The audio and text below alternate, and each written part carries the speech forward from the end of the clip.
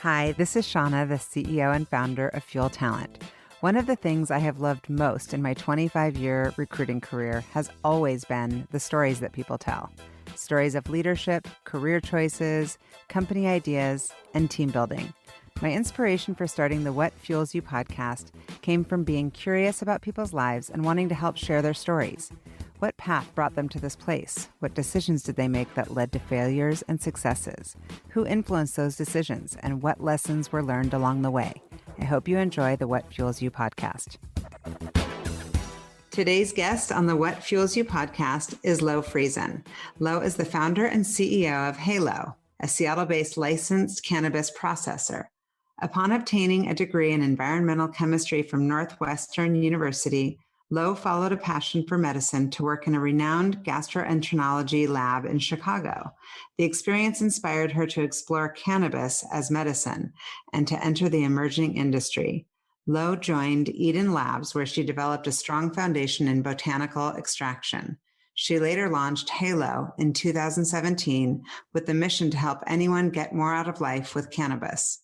Halo's vape and topical products serve the Washington recreational market with clean cannabis extracts with unique chemistry and incredible cannabis terpene profiles. Lo and the Halo team are committed to education and facilitate community engagement by hosting educational events, concert series, public tours, American Chemical Society meetings, CanStem events, and Halo session events. Her personal mission is to provide cannabis users with as much information as possible and to enable active and engaged lifestyles with cannabis. Welcome, Lo. So good to see you. Thank you, Shauna. So good to see you too. Okay, so I am going to hit you with some rapid fire. If you could be a famous actor, singer, athlete, or writer, which would you choose? I think I would be a famous athlete. Oh, what sport? Golf. Seriously? Yeah. This is a surprise to me. Do you play golf?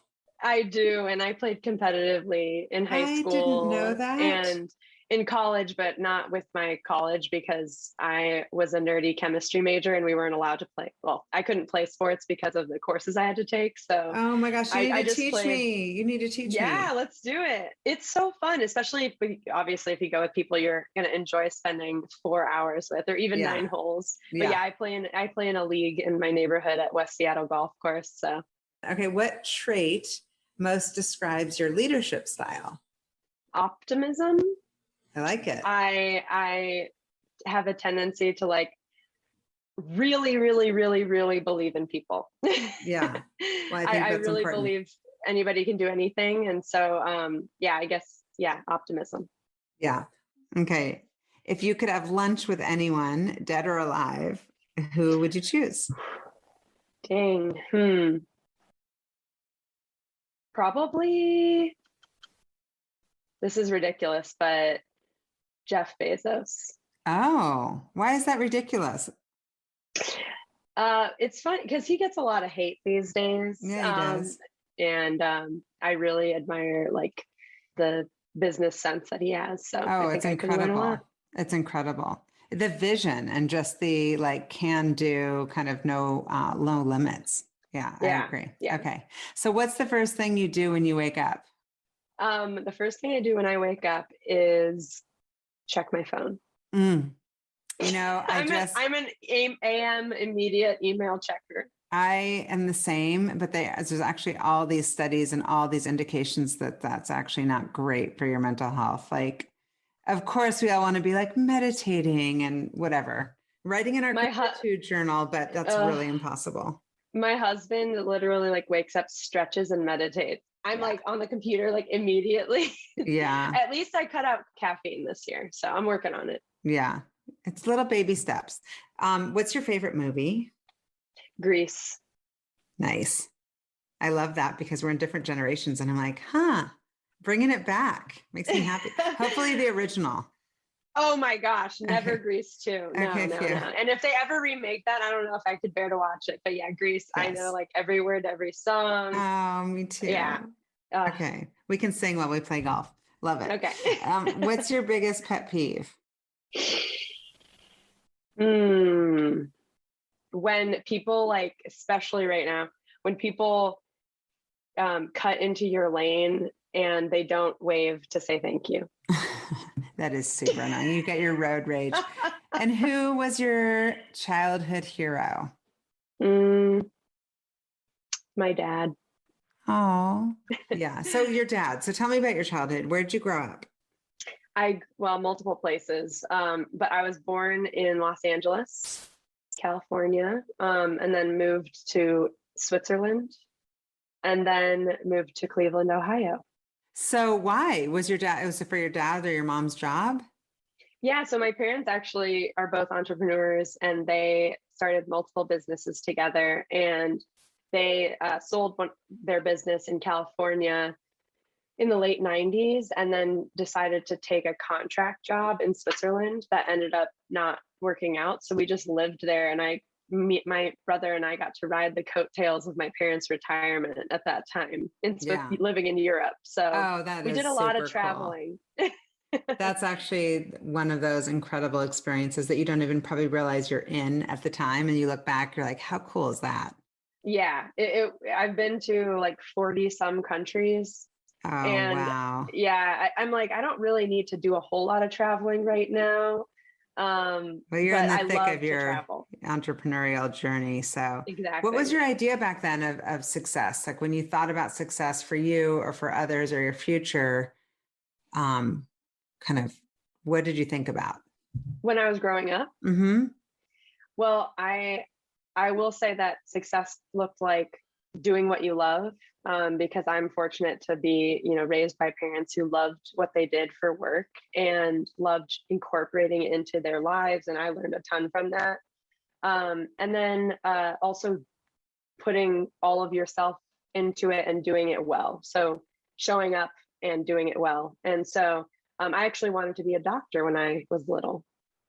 Interesting. Yeah. So well, I'm guessing you're probably really good at the sciences and math stuff because you went on to Northwestern, studied chemistry of all things. Yeah. I'm like the opposite. I just never got it. I never understood chemistry.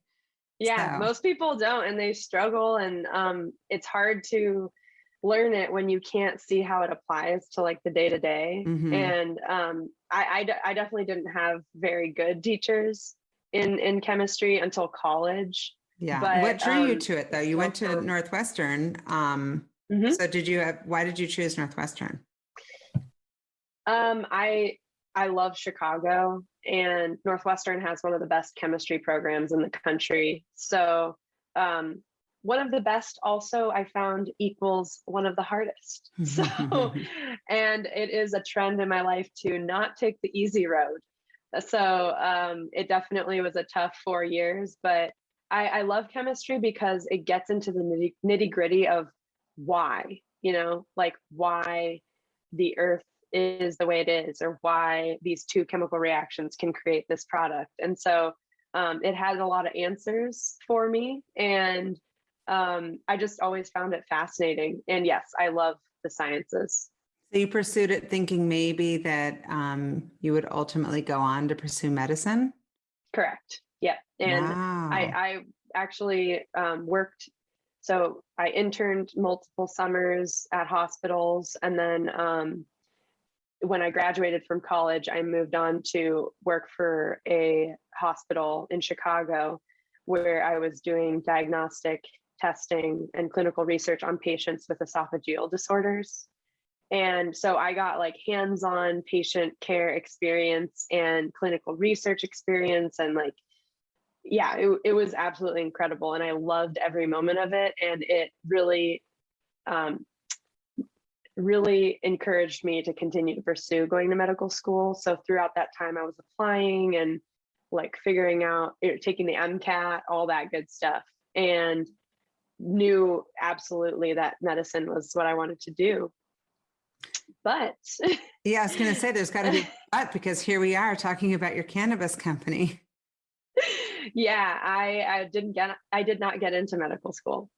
And so many people these days, like it takes multiple tries to get into medical school. And so I, at the same time, while I was like waiting for the decisions to get back to me about whether or not I got in, recreational cannabis started going legal. And my family for some time had been taught, well, my dad's a doctor and my sister is a doctor. And so medicine was always something that we talked about. And in Cleveland and in the Midwest in general, the opioid crisis is horrific, and it affected, a lot of members of my community. And so we would talk about cannabis as an alternative for addiction, a treatment for addiction. And so it was kind of top of mind because not only had I heard that in discussions with my family, but also working in a hospital,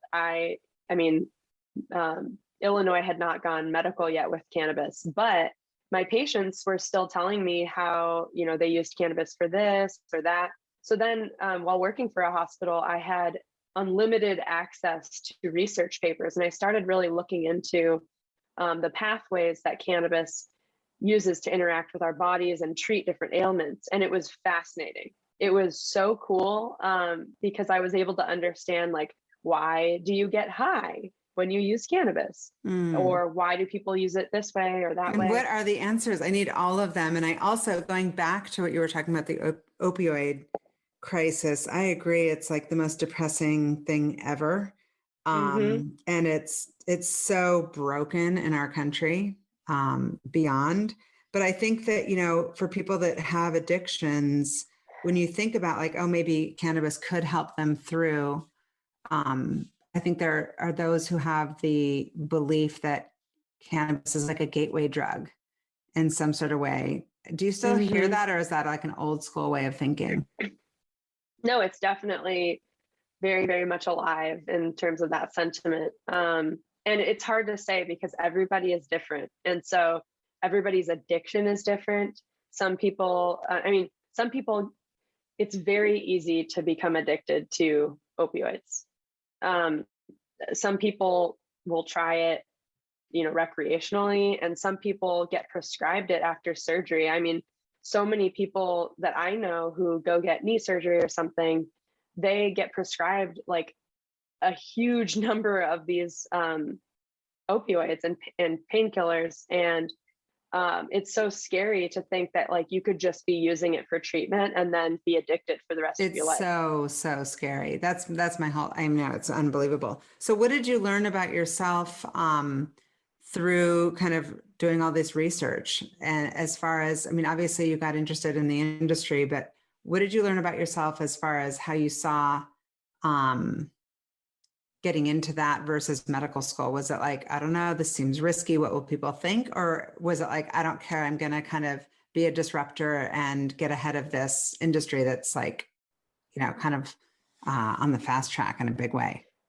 Well, part of me was completely shaken because ever since I was 4 years old, I was like, I'm going to be a doctor. And my whole, life, I thought, was kind of planned out. And here I am completely having to rethink what I was going to do because I just couldn't take more time committed to this process of applying and going to medical school with still like uncertainty of whether or not I would get in. And it really does take an emotional and physical toll. Yeah. What kind of medicine did you want to practice? Well, I worked in gastroenterology, and that is like, I loved it. And so I was thinking about that. But yeah, my parents actually encouraged me to look into the cannabis industry. So they're total disruptors. Like, they always think outside of the box and like anything is possible. And so they were like, with your degree, it makes total sense that you could really excel in this industry. And so I started looking into like opportunities, and I realized how much there was left to discover, how much how few chemists and like science background professionals were in the industry at this time. And so I was like, there's so much opportunity. And I had already done all this research on like how it actually there's so much benefit to it. So I believed in it. And I also was a cannabis user at the time. I much prefer it to alcohol. I used it for my anxiety. I already had experienced it personally. And so I decided that extraction would be my specialty because that's where my background really lent itself to. And I really was curious about it. So I picked like a few states, Colorado, California, and Washington were the three that were legal recreationally at the time. And California seemed like way too big for my comfort zone. Colorado was kind of wild as well. And Washington was like just getting started. So I decided to move to Washington. Wow. Just like sight unseen, pick up your bags and move to Seattle. Yep. I booked a one-way ticket and an Airbnb for a few nights and just kind of figured it out. And were you coming here to try to find a company to join, or did you know that you were going to pursue some sort of entrepreneurial endeavor? Did not at the time think I was going to be starting a company. I was figuring out how I could get into the industry. And luckily I had met the folks at Eden Labs, who is they basically introduced CO2 extraction to the cannabis industry. And we really got along well, and they actually offered me a job. So it made the transition very easy for me, which I'm so grateful for. And they're really, really dear friends to this day. But that was my entrance into the industry. I was able to learn about extraction from these manufacturers that know so many different extraction methods, and then also be a legal consumer for the first time. I was coming from Chicago, where I still had to like text my dealer. and then all of a sudden, you come to Washington and there's stores everywhere, just like a liquor store. Right. So what does extraction really cool. mean for people? I mean, I don't even know exactly. I'm trying to picture you like a day in the life. Mm-hmm. I know that you're not doing that. You're like running the actual company, but the people who are doing the extraction, what do they do? So extraction is when you use a solvent to pull or take out certain components that you're looking for. So when you make coffee, for example, like when you're brewing coffee, you're doing an extraction. The water is the solvent, and the caffeine and coffee extract is what you're getting out of it. And so we're doing something similar, but our solvent instead of water is supercritical carbon dioxide. So we know carbon dioxide as a gas, we breathe it every day, or as a solid, which is dry ice. But we're using CO2 in a different phase, and it's a big machine. It's kind of like a distillery, if you've seen a distillery before. And so what we're doing is we're introducing the CO2 to the plant material. So Halo is very special in that we use really high quality material. So the same stuff that you would use to smoke. So when you go buy flour from the store, we use that to extract. And so we grind it up just like you grind it before you smoke it. And then we put it into our extraction machine, and then we fill it with CO2, and then we start the extraction. So, and what comes out on the other, you mean like oils? Oil extractions. And so what's mixed in with the flour? The flour is in a vessel. Think of like a French press. Right. But what's in it? What turns it into oil? Like, how do you? So the flour, the THC is on the flour in an oil form. But you just don't really know that but if you feel a bud, it's sticky, and that's what the resin is. Interesting. Kind of like, how trees have sap? Sap, yeah, totally. And so how did you come up with the name Halo? Well, we actually were another name before we were Halo. And then within like 2 months of being open, we got a cease and desist and had to go through a whole trademark issue. But it was a blessing in disguise. Oh, it's the coolest name ever. I love it. So my nickname is Lo. My real name is Laurel. And my younger brother couldn't say my name when he was little, so he called me Lolo. And when we were coming up with new names, he said, why don't we use your nickname Lo somehow? And then my husband was brainstorming, and he, I think, had a light bulb moment when, he would say, "Hey, Lo," like to ask me a question. And it was like instantaneously a hit. So it's a great brand. It's so good. Yeah, and if you're in the lab, you'll hear that all the time. Like, hey, Lo, can I ask you a question? And it really is a testament to like my passion for sharing the knowledge that we've acquired over the years about cannabis. Yeah. And so you talked about some of these things are like big machines, like all that costs money. How did you even fund this thing? Bootstrapped, kind of.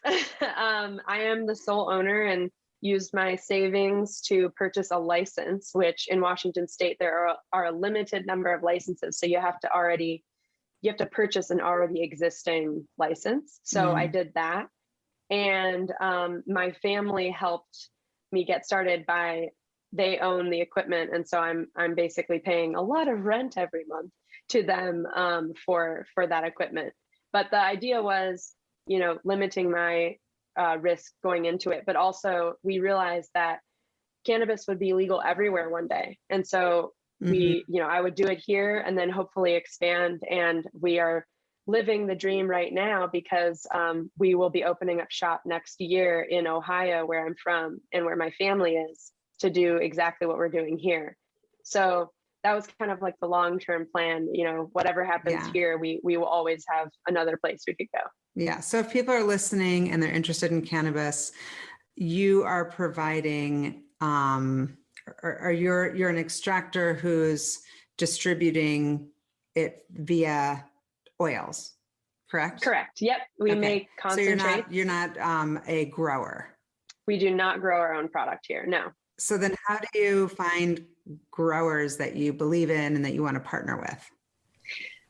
Great question. There are a lot of growers in the state of Washington. We can only source from Washington because you can't cross state lines with cannabis still because it's federally illegal. But we really look at our network. And then also stores will go into and talk to them about like their favorite growers. But first and foremost, it starts with, do they align with our values? So Halo's mission is to help anyone get more out of life with cannabis. So we want to source products that will help them do that. So first, do they align with our values around sustainability? Are they growing sustainably? Are they good people to work with? And do they have high quality product for us to use? So usually that means they're outdoor growers, and we will just look for them. And it's been pretty cool because a number of growers have ended up being referred to us by retail stores. So it started with networking and really getting to know the industry in the beginning. And now it's become a little bit more than that, in that people come to us to work with us. Yeah. Well, speaking of your values, I just read a little bit about some of the differentiators. Like I know it's just things that some people might not even think about, but that kind of is aligned in your consistency around your values, but talking about how your boxes are 100% recyclable, how it's a zero waste facility. It says here, save water and waxes. What does that mean? So there are byproducts that come from the process. So we make vape cartridges and topical products, and those are our main products, and they're as close to the plant as you can get. So our focus is not just on THC, but also on the well-rounded experience that all the chemistry of the plant can provide you. So that's what we're known for. And in that process, we have byproducts like the water and the waxes. And the waxes come from the plant. If you touch any leaf of any plant, you can feel kind of a waxy layer. Well, cannabis has that layer as well. And so when we extract, those waxes come out with the oils that we're extracting. So we have to remove those in order for the oil to work in your vape cartridge. And those waxes have some benefit to them. And so in our topicals, instead of using beeswax, for example, we have found a way to use the waxes from the cannabis plant in our topicals. So our topicals are now 100% vegan and pretty sustainable because we're literally using our byproduct to make those products. Yeah, it says recapture CO2 during extraction and reuse it later. Only source sustainably grown cannabis, which I'm just trying to like analyze all this. Okay, so sustainably grown cannabis, what exactly does that mean? So cannabis is actually one of the most wasteful industries right now. There are so many regulations around how we can grow it, how we can package it. And so it's been a challenge to create that 100% recyclable packaging or these processes that can help us contribute to the waste, to reducing waste. And so cultivating the plant, just like any agricultural product, think about almonds, those take a ton of water to produce. How can we find more sustainable ways to grow the plant? Those growers that are committed to doing that are the growers that we work with. So most of the time it's outdoor growers because they don't need any extra lighting or anything. They're relying 100% on the sun, which indoor cannabis cultivations use so much energy. I mean, like city blocks worth of energy. I can see that. When industries go legal, like electrical companies really have a hard time with coming up where this energy supply is coming from. So we're trying to do our part by working with those sustainable growers. Got it. And so I know that in the intro and just in talking to you that your big focus is on education. How do you do that? Like what type of content is getting the most traction or that people want to kind of ingest the most? Well, Halo is committed to like the future of the cannabis industry. So plenty of people have been and are buying cannabis right now. But if we're trying to get the rest of the world to see how cannabis can benefit them and take down decades of stigma, we have to educate. And so what we're doing is providing people with as much information as we can to learn about your body and how cannabis can impact it, whether or not it has to do with buying a Halo product. So our website, our blog has a ton of educational articles about your endocannabinoid system, how that interacts with the cannabis chemistry, all that good stuff. And then I would say our number one resource is our higher ed YouTube series. So we have a whole YouTube channel that gives you a tour of our lab, how extraction works, Cannabis 101, what is the difference between THC and CBD, all sorts of good stuff. So we're committed to educating. What's it called on the YouTube channel? What's the channel called? You can look up Halo Cannabis, HEYLO. Okay. And then if you look up higher ed, that's also a tag. Got it. And so do you think that there's going to be, I guess, are you just going to stick in the cannabis world? Or do you think, you're hearing a lot right now about other therapeutic, opportunities for other drugs like mushrooms and microdosing. And I feel like that's like everywhere right now that people are talking about it. Yeah, cannabis has definitely opened my eyes to plant medicine as a whole. And so I will say that our mission is to help anyone get more out of life. Right now, we just do that with our cannabis products and our education, but we certainly are leaving room for us to explore these other plant benefits. I use mushrooms like chaga and lion's mane and psilocybes for my daily life, and certainly believe there's a huge potential for them. And what are some of the therapeutic benefits, found through cannabis, and how does that kind of counteract kind of some of the misconceptions? Another great question. Well, thank you. Yeah, cannabis for a long time has been known to make you lazy or give you anxiety. And the reality is that it's all about moderation and dosing. And so now that we have the technology and the understanding about cannabis to know like how much are we ingesting or vaping, we can really dial in our experience. So number one benefit is reducing anxiety. Another benefit is helping with sleep, get better sleep. Inflammation, it helps reduce inflammation, whether topically or if you ingest it. And those are some big ones that people are seeking out cannabis for. And so it really is what are you looking for? Because cannabis can also help you get focused and clean your entire house and make it fun. And so there's all these different experiences that cannabis can provide, but you really just need to understand what you're looking for and then find the resources to help you get there. And how do people know if somebody said to you, okay, so here's a few different activities. One is I want to go out and I want to feel great, but I don't want to be paranoid. what would you recommend to them? And if there's another activity that might mean, I want to go clean my house and make it fun. So everybody is different. So there is some trial and error, but if you are, whether or not you're a cannabis user already, I would say for going out, having fun, feeling relaxed, that a THC and CBD ratio product is really, really good for that. So everybody knows THC, that's the molecule that will get you high, feeling the euphoria that cannabis is known for. CBD is really known for that wellness side of things. Individually, they do stuff to you, but they're much better together. And so they actually amplify the benefits of each other and reduce the negative side effects when they're in unison. So a 1-to-1 ratio, meaning let's say your cartridge is 60% cannabinoids, 30% is CBD, and 30% is THC. So an example of that is our Aliens on Moonshine, or we just came out with a Wookiees CBD product, and they just really make you feel good, which is the THC, and make you feel relaxed with the CBD. So and how do you know, this might be such a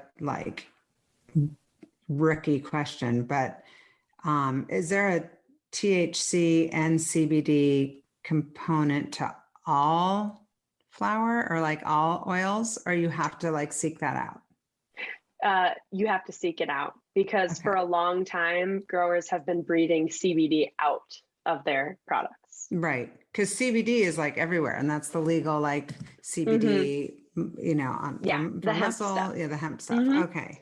Yeah. And then what about the difference between indica and sativa? So indica and sativa these days, originally indica and sativa were based on the genetics of the plant. So the way the plant grew. So sativa are really tall, skinny, have a lot of thinner leaves. Indica, short and bushy, and they also came from different parts of the world. They also, at the time, gave you different experiences. So indica was known for making you sleepy, kind of, if you've heard of Inda couch, is something the way people remember it. Whereas sativa is super energizing, really getting you going. So we have these two classifications. But now these genetics have been bred multiple times, and they have kind of different evolution over time. And so the reality is they don't mean anything anymore. But what they do mean is that you're communicating something to the bud tender or to your friend saying, I'm looking for an indica. That tells me that you're looking for something relaxing, something for chilling out. Or if you say sativa, that means you're looking for energy. And so the way Halo communicates is about daytime versus nighttime, and also asking you, how do you want to feel? Because there's different ways to feel energy, right? You can have a coffee and feel energy and ready to get going, or you can have a 5-hour energy, which maybe makes you too energetic and kind of spirally. That's a similar, those are two different types of energy. Same thing with when you're trying to feel relaxed. There's a difference between wanting to feel relaxed and wanting to go to sleep. Right. So right. And so I asked you at the beginning, about kind of maybe going out, and you mentioned the Aliens on Moonshine, and what about cleaning the house and feeling good? And then the third one would be relaxing, not going to sleep, but just relaxing.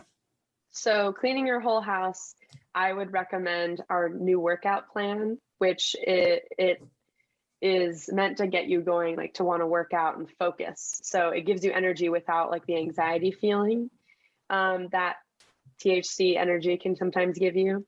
And then to relax, we have, I would say, the Wookiees CBD, but if you can handle more THC, our 9-pound hammer is not a 9-pound hammer. Which means what? You go night-night? It's very relaxing, but then you'll have a really nice sleep. I wouldn't say necessarily the one that you were saying for cleaning was what? New workout plan. Literally, it's called New Workout Plan? Yes. Who comes up with these names? They're good. Are you that person, the creative chemist? I'm using all sides of my brain. sometimes the name comes with the plant. So Dutch Treat, for example, or Sour Diesel, those are historic cannabis names. So we keep those. But when we do blends or something that we produce ourselves and make up in our lab, we want it to convey how it's going to make you feel. And so the new workout plan was a name that we made up because somebody said it gets you ready to work out. And we actually have a whole YouTube and access on our website for the workout series that we put with it. And then speaking of using our whole brain, we also have a Spotify playlist for every strain to really put you in the mood. So yeah, you've got really such great branding. It's what's one of the biggest obstacles to growth? I know that you're reaching milestones of, certain goals that you're putting in place, but if you're like, Z is like, I'm like at my all-time, like we're crushing it. Where would you say you are? You're not at A. Where are you in the alphabet?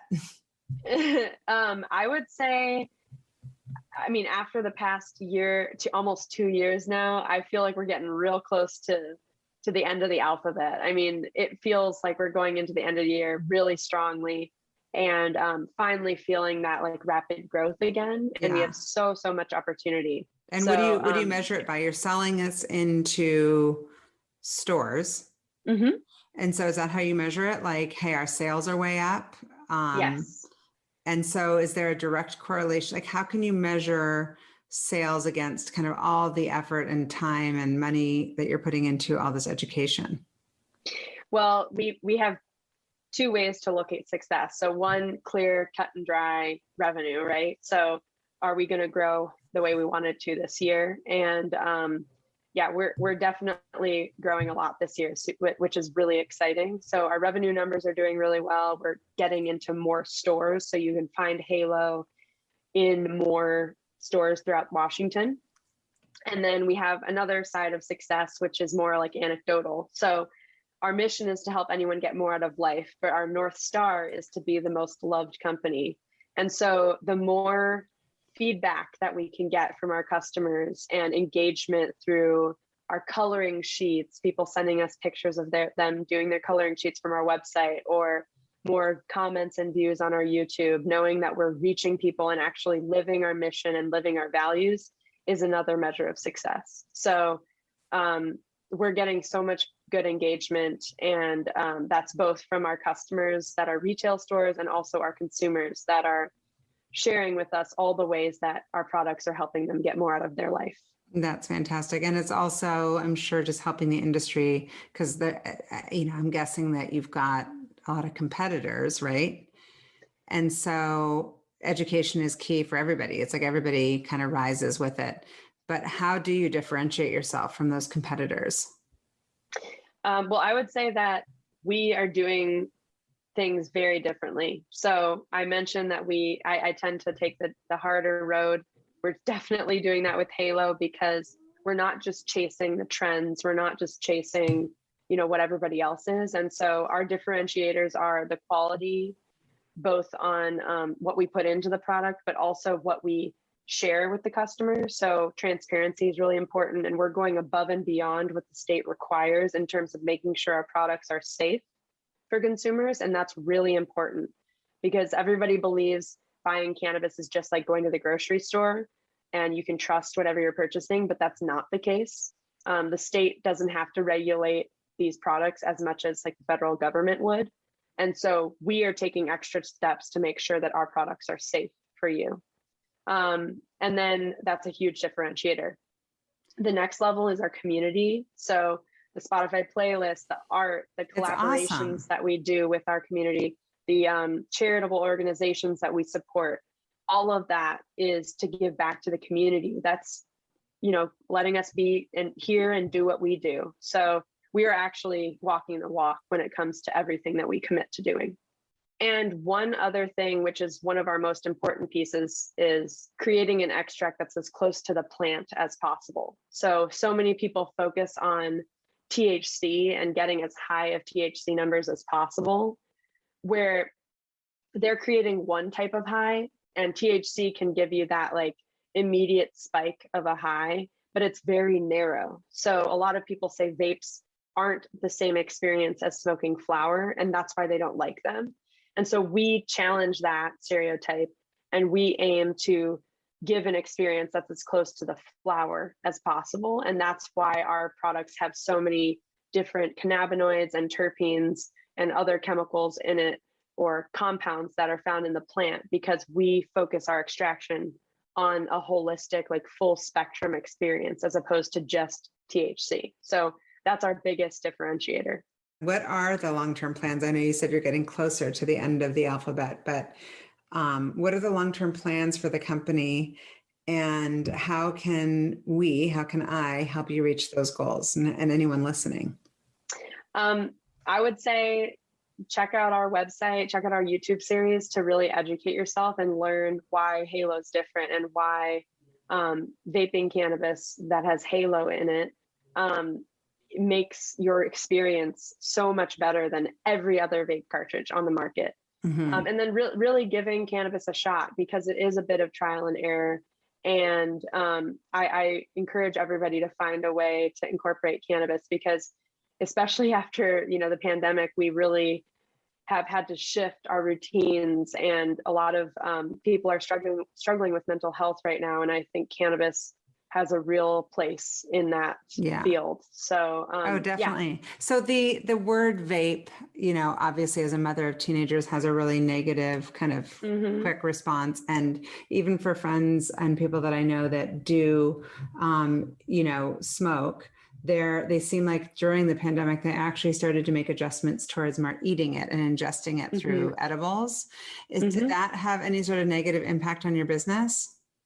Well, in 2019, the vape crisis happened. Yeah, which was like everywhere. Yeah, it was when people started getting sick from vaping, and mostly from illicit cannabis vapes, as well as mail order nicotine products. And we've kind of narrowed into what those facilitators were towards the illnesses, and it comes down to what's in the product. So whenever you're introducing a foreign thing into your lungs, it adds risk. And so the best thing you can do for yourself is reduce the risk. And so we promote 100% cannabis only in your vapes, whereas a lot of vapes use other stuff to flavor or dilute the vapes. And that's where people are getting sick. And so we were really vocal at the time to tell people, how can you find a safe vape? Because smoking still not safe, not as safe as a safe vape can be.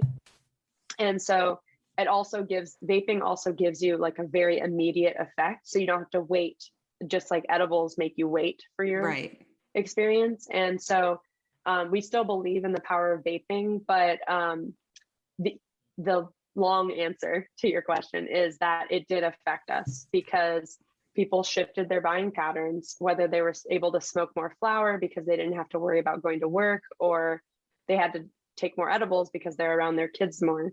And so we do supply our oil to a number of edibles companies. And so that side of the business has been doing really well. Oh, interesting. So yeah, you can sell, like wholesale it almost. Exactly. Yeah. Oh, that's great. That's awesome. Yeah. So we were able to pivot a little bit, but at the end of the day, people being out and about more now, the vape industry is growing again. And so we're really happy to see that. Yeah. Well, I'm sending you all sorts of good juju for continued success. What do you personally do to kind of, set yourself up for success and continue to stay energized and engaged in being a female entrepreneur?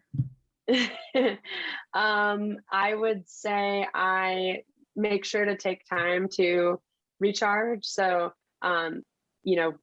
keeping up with my friends, and I love to play volleyball in the summer and playing golf, but also reading both entrepreneurial books as well as nonfiction. And that's been a really good help for me to kind of learn something while also not having it directly apply to my business. So always learning, but definitely switching things up and being active is really important to me. And your husband, Daniel, right, is involved in the business? Yes. So anytime you're talking about the brand, that's all thanks to him. He's a really great storyteller. And so he has been able to translate, my science jargon and messaging and make it, package it in a way that people can understand it better and apply it to their daily lives. He's also super creative and has helped lead many of our community events and make them super engaging and fun, and does all our Instagram stuff. So we are definitely a really strong team, kind of being one brain, two sides of it though. So really grateful for him. That's incredible. Well, I'm excited to continue to watch. So my final question for you is, what fuels you? I'd say helping people and engaging with people. And so I love doing our events and doing the educational sessions that we do out and about, because it's those interactions where people have the aha moment about cannabis or have a story to tell you about how they've been able to sleep better because of your products. That fuels me. Thank you for listening to the What Fuels You podcast. Be sure to subscribe, rate, and review on iTunes, Google Podcasts, or Spotify, and follow us on social media to keep up with the latest news and episodes. You can also contact us at podcast@fueltalent.com to provide feedback, ask questions, and share topics or guests you would like us to cover in the future. We hope you feel inspired by our guests and that we have helped fuel your day. Join us next time for another episode of What Fuels You.